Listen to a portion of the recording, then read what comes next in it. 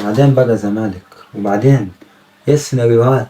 ايه نوع على زمالك. نادي الزمالك بيخسر الكونفدرالية، حرفيا اسهل ماتش في تاريخ الزمالك واسهل نهائي شفته. يا راجل ده مش فريق، حرفيا مش فريق. ايه اللي يخليني انزل ادافع وخلي الفريق ده يعمل عليها ماتش؟ ايه اللي يخليني انزل ادافع وخلي الفريق ده يعمل عليها ماتش؟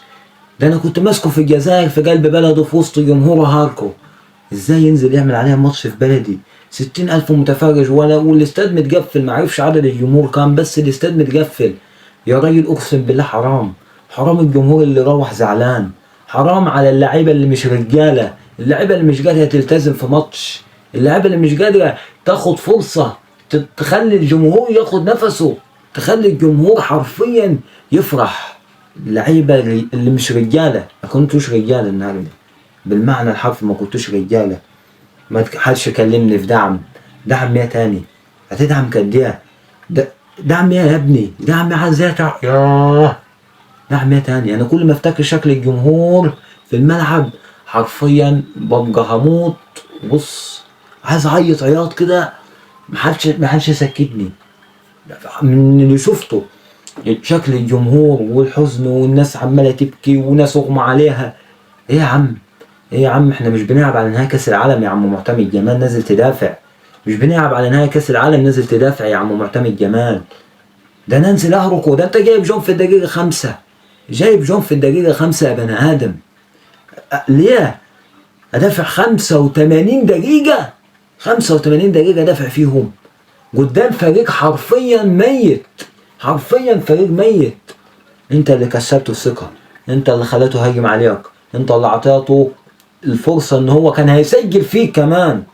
انت تحمد ربنا ان انت رحت لضربات الجزاء، انت تحمد ربنا ان انت رحت لضربات الجزاء.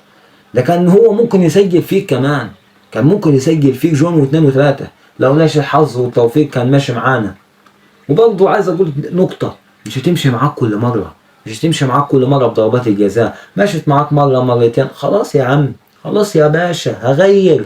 انا بلعب وسط جمهور وفي وسط ملعبي، ده انا قلت هتنزل تصفحهم، هتنزل تاكلهم. وهو دي اللي كنت عامله اول 5 دقايق.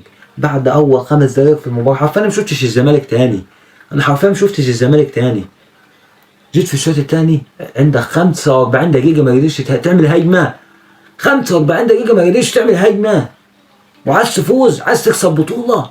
يا راجل انتوا ايه التفكير؟ المدربين بتفكر ازاي يا كابتن معتمد؟ حرفيا 45 دقيقه مش قادر تعمل هجمه. هو انا بلعب برشلونه، بلعب ريال مدريد، بلعب فريق مش قادر عليها؟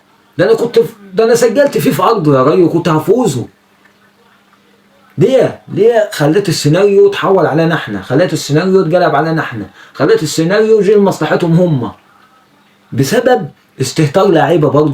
برضه في عندك حته وعنصر اساسي استهتار اللعيبه.